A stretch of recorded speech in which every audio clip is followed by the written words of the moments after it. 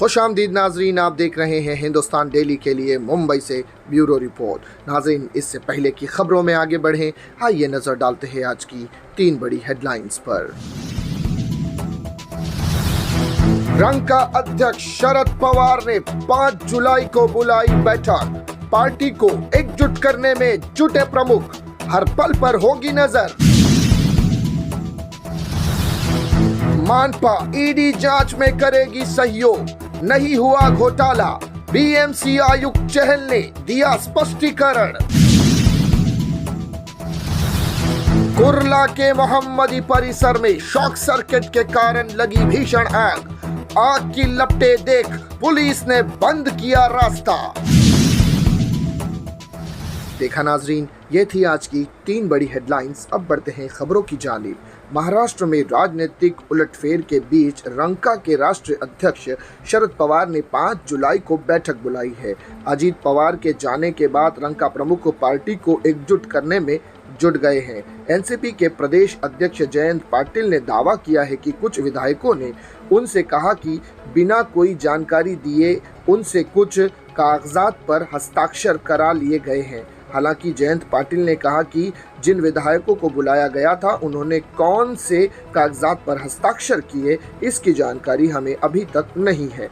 पाटिल ने कहा कि पार्टी में बगावत के बाद एनसीपी ने 5 जुलाई को तालुका अध्यक्ष और राज्य कार्यकारिणी की बैठक बुलाई है और राष्ट्रीय अध्यक्ष शरद पवार विस्तारित मार्गदर्शन देंगे। पाटिल ने कहा कि कुछ विधायकों ने पार्टी की मंजूरी के बिना सत्ता पक्ष में जाकर मंत्री पद की शपथ ली है। प्रेस कॉन्फ्रेंस में जयंत पाटिल ने साथ ही एनसीपी के नियुक्त प्रतोद जितेंद्र अवार्ड विधायक अनिल देशमुख और अन्य पदाधिकारी मौजूद थे। जयंत पाटिल ने कहा कि हमारे कुछ विधायकों ने बिना पार्टी की मंजूरी के सत्ता पक्ष में जाकर मंत्री पद की शपथ ली है।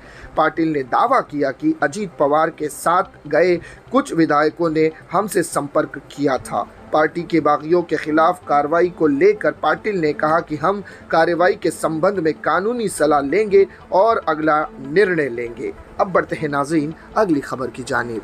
मानपा पर लगातार लग रहे घोटाले के आरोपों को खारिज करते हुए बीएमसी के आयुक्त व प्रशासक इकबाल सिंह चहल ने स्पष्ट किया है कि बीएमसी में किसी भी कार्य में घोटाला नहीं हुआ है। वर्ष 2020 में 79,115 करोड़ रुपए का फिक्स डिपॉजिट अब 91,690 करोड़ रुपए तक पहुंच गया है। उन्होंने कहा कि प्रवर्तन निदेशालय ईडी द्वारा जांच की जा रही है। ईडी की ओर से हमसे जानकारियां मांगी गई है। ईडी को बीएमसी हर सहयोग करेगी और उन्हें जरूरी जानकारियां मुहैया कराएगी। शिवसेना ठाकरे गुट की ओर से आदित्य ठाकरे के नेतृत्व में कई घोटालों को लेकर मुख्यालय पर मोर्चा निकाला गया था। रविवार को अवकाश होने के बावजूद चहल ने प्रेस वार्ता बुलाई और लगाए गए आरोपों पर स्पष्टीकरण दिया। कोरोना काल के दौरान कोविड सेंटरों में तथाकथित घोटालों की ईडी जांच कर रही है। इस संबंध में ईडी की ओर से जानकारियां मांगी गई है। बीएमसी हर सवालों का जवाब देने के लिए तैयार है। कोरोना के दौरान बीएमसी के कई कर्मचारियों ने अपना कर्तव्य निभाते हुए अपनी जान गंवा दी थी। अब बढ़ते हैं नाजरीन अगली खबर की जानिब। शनिवार शाम कुर्ला एलबीएस रोड पर होटल पर्ल व्यू के पीछे मोहम्मदी परिसर में शॉक सर्किट के कारण आग लग गई और कई गोदाम जलकर खाक हो गए। इस आग में एक गैरेज और एक कबाड़ गोदाम सहित स्क्रैप कारों के 10 गोदाम जलकर खाक हो गए।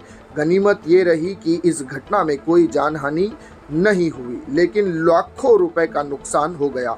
मौके पर पहुंची फायर ब्रिगेड के अथक प्रयास के बाद आग पर काबू पाया गया। स्थानीय लोगों के मुताबिक मोहम्मदी कंपाउंड स्थित गैरेज में वेल्डिंग का काम चल रहा था, तभी इलाके के एक गोदाम में शॉक सर्किट हो गया। शॉक सर्किट के कारण कबाड़ गोदाम में आग लगते ही आग भड़क उठी और बगल में गैरेज और कारों के कबाड़ में आग लग गई। गोदाम में मौजूद कर्मचारी आग आग चिल्लाते हुए गोदाम से बाहर भागे। पुरानी कारें और चीथड़े प्लास्टिक स्क्रैप गैरेज से निकले तेल के कारण आग फैल गई और 10 से अधिक गोदाम आग की चपेट में आ गए। सूचना मिलते ही कुर्ला पुलिस और फायर ब्रिगेड की 7 से ज़्यादा गाड़ियां टैंकर के साथ पहुंची। आग इतनी भीषण थी कि इस इलाके की बिजली गुल हो गई। आग की भव्यता को देखते हुए पुलिस ने तुरंत मोहम्मदी परिसर का रास्ता बंद कर दिया और प्रवेश द्वार से पानी फेंककर आग पर काबू पाने की कोशिश शुरू कर दी। घटना की जानकारी मिलने पर गोदाम के मालिक मौके पर पहुंचे, लेकिन सामने का खौफनाक मंजर देख उनके पैरों तले जमीन खिसक गई। मजदूर यह देखने के लिए जांच कर रहे थे कि उनका कोई साथी आग में तो नहीं फंस गया है। इसी घटना में कोई जान का नुकसान नहीं हुआ, हाँ, लेकिन करोड़ों रुपए का सामान जलकर खाक हो गया है। तो ये थी नाजरीन आज की 3 बड़ी खबरें। इसी तरह की खबरों के लिए बने रहिएगा हमारे साथ। मैं सिराज शेख हिंदुस्तान डेली से फिर मिलूंगा किसी अगली खबर के साथ। तब तक के लिए जय हिंद।